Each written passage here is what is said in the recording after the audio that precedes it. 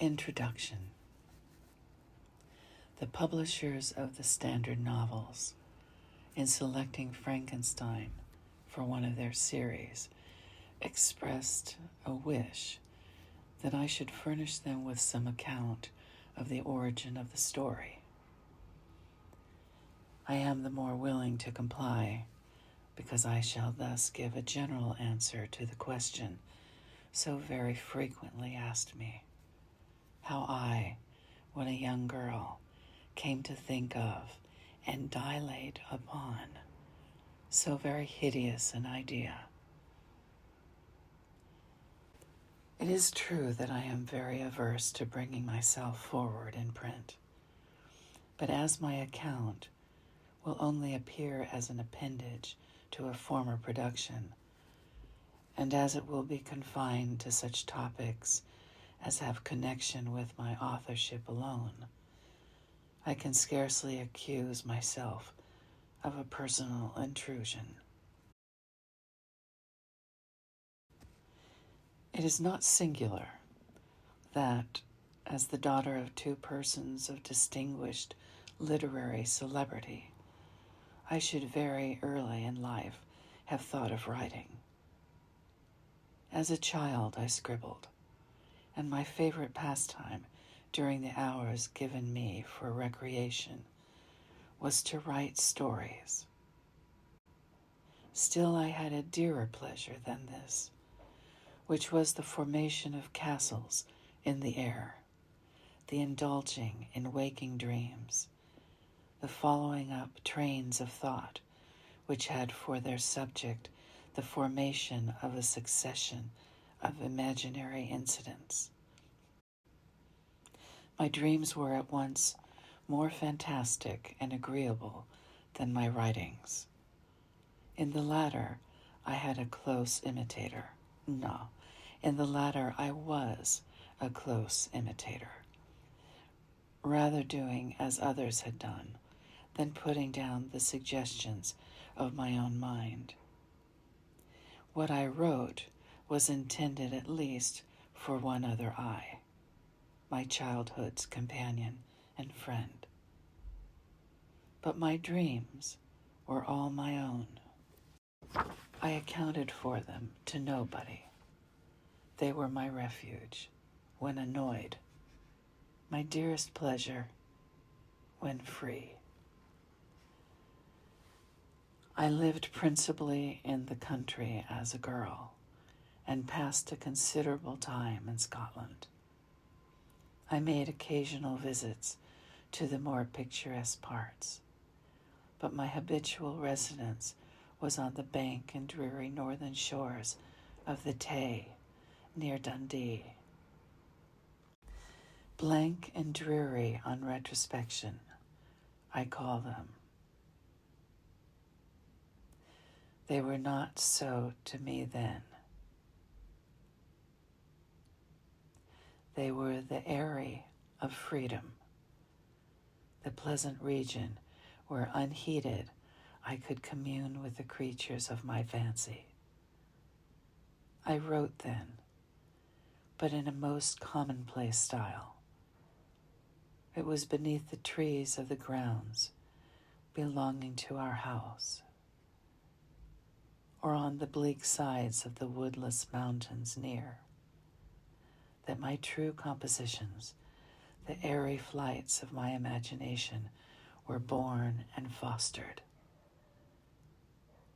I did not make myself the heroine of my tales. Life appeared to me too commonplace an affair as regarded myself. I could not figure to myself that romantic woes or wonderful events would ever be my lot. But I was not confined to my own identity. I could people the hours with creations far more interesting to me at that age than my own sensations. After this, my life became busier, and reality stood in place of fiction. My husband, however, was from the first very anxious that I should prove myself worthy of my parentage and enroll myself on the page of fame. He was forever inciting me to obtain literary reputation, which even on my own part I cared for then, though since I have become infinitely indifferent to it. At this time he desired that I should write, not so much with the idea that I could produce anything worthy of notice, but that he might himself judge how far I possessed the promise of better things hereafter. Traveling and the cares of a family occupied my time, and study, in the way of reading or improving my ideas in communication with his far more cultivated mind, was all of literary employment that engaged my attention.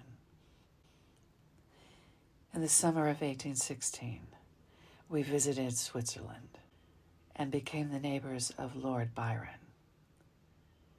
At first we spent our pleasant hours on the lake, or wandering on its shores, and Lord Byron, who was writing the third canto of Childe Harold, was the only one among us who put his thoughts upon paper. These, as he brought them successively to us, clothed in all the light and harmony of poetry, seemed to stamp as divine the glories of heaven and earth, whose influences we partook with him. But it proved a wet, ungenial summer, and incessant rain often confined us for days to the house. Some volumes of ghost stories, translated from the German into French, fell into our hands. There was the history of the inconstant lover, who, when he thought to clasp the bride to whom he had pledged his vows, found himself in the arms of the pale ghost of her whom he had deserted. There was the tale of the sinful founder of his race, whose miserable doom it was to bestow the kiss of death on all the younger sons of his fated house, just when they reached the age of promise. His gigantic, shadowy form, clothed like the ghost in Hamlet, in complete armor, but with the beaver up, was seen at midnight by the moon's pitiful beams to advance slowly along the gloomy avenue. The shape was lost beneath the shadow of the castle walls, but soon a gate swung back, a step was heard. The door of the chamber opened, and he advanced to the couch of the blooming youths, cradled in healthy sleep. Eternal sorrow sat upon his face as he bent down and kissed the forehead of the boys, who from that hour, withered like flowers, snapped upon the stalk. I have not seen these stories since, but their incidents are as fresh in my mind as if I had read them yesterday. "We will each write a ghost story," said Lord Byron. And his proposition was acceded to. There were 4 of us. The noble author began a tale, a fragment of which he printed at the end of his poem of Mazeppa.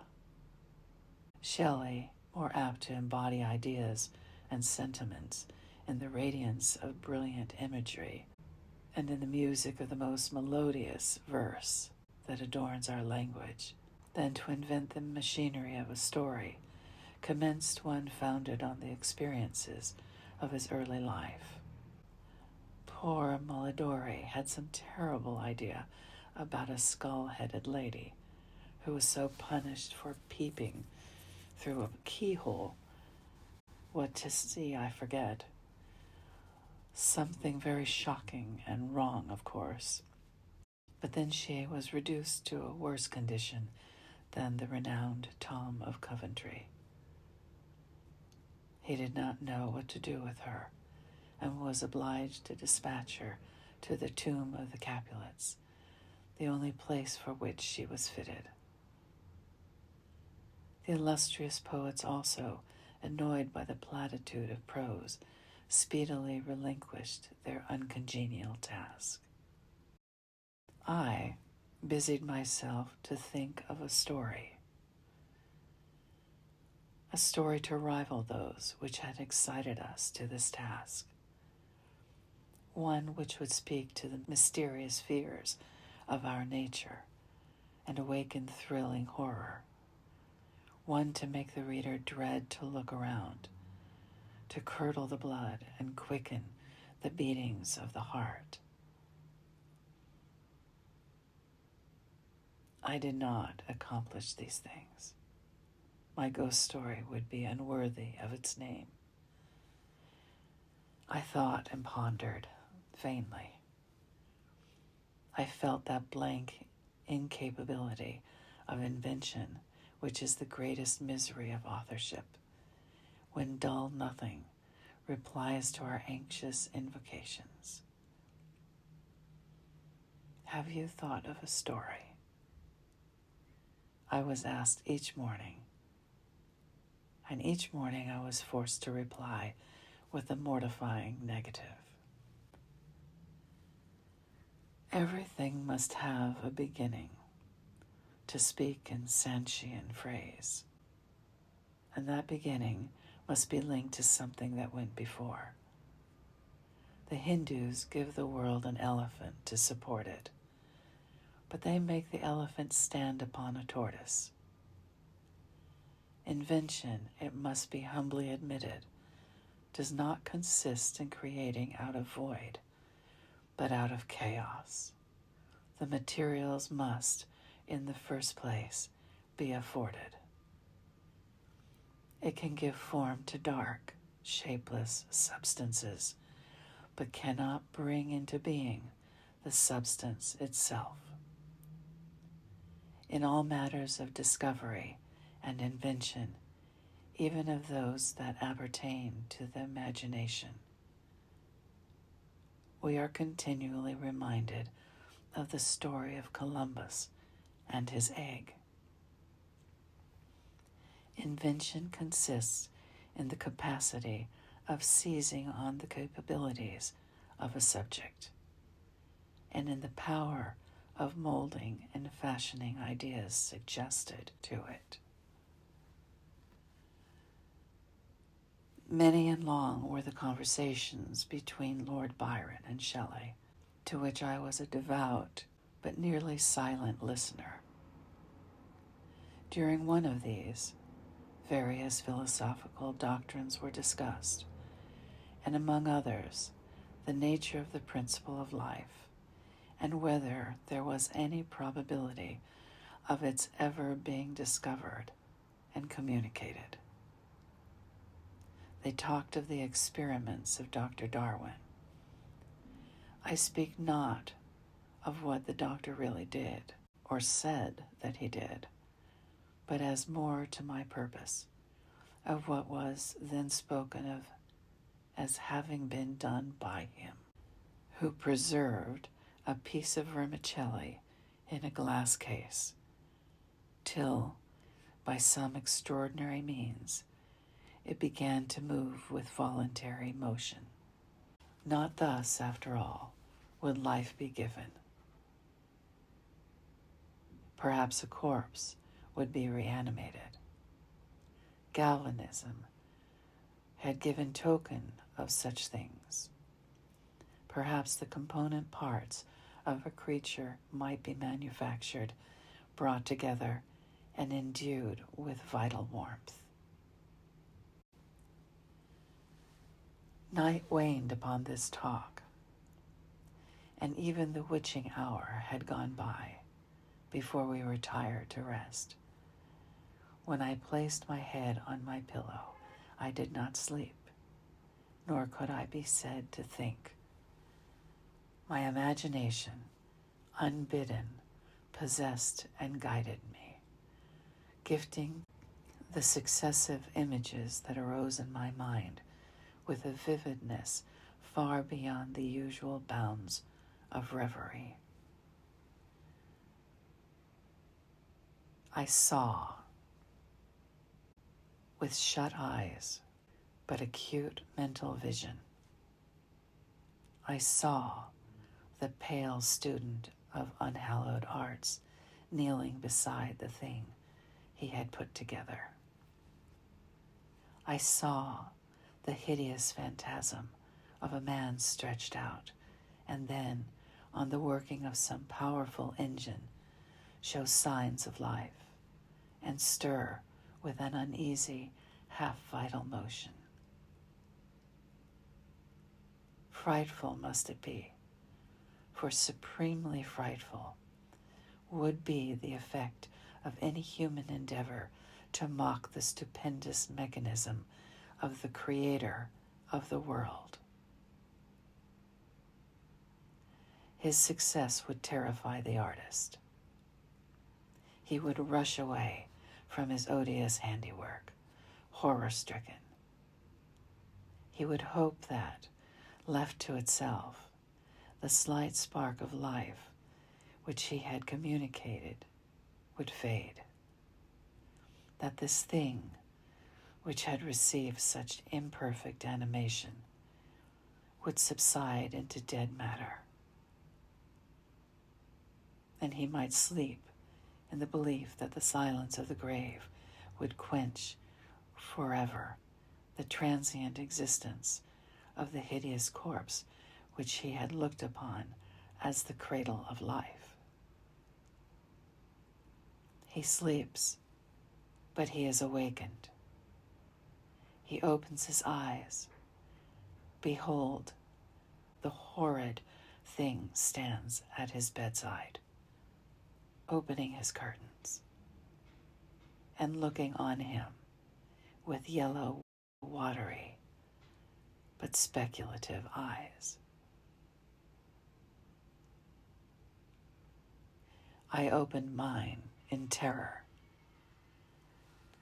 The idea so possessed my mind that a thrill of fear ran through me, and I wished to exchange the ghastly image of my fancy for the realities around.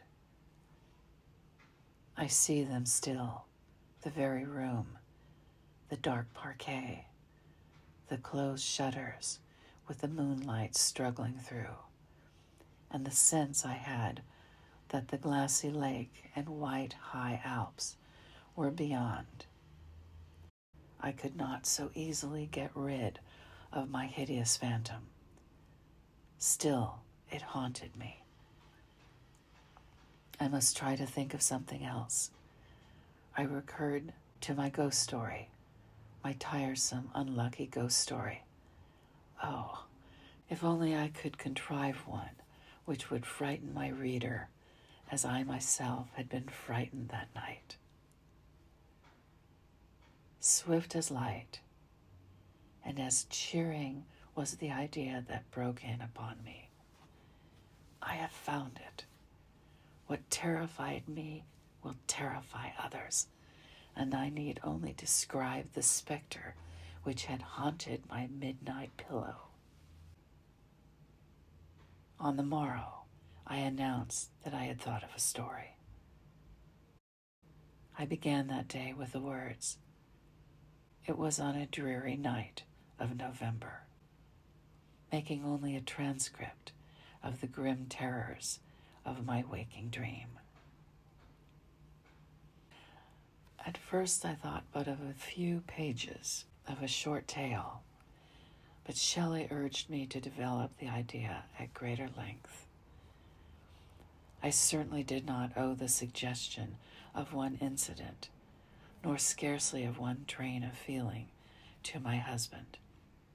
And yet, but for his incitement, it would never have taken the form in which it was presented to the world. From this declaration, I must accept the preface. As far as I can recollect, it was entirely written by him. And now, once again, I bid my hideous progeny go forth and prosper.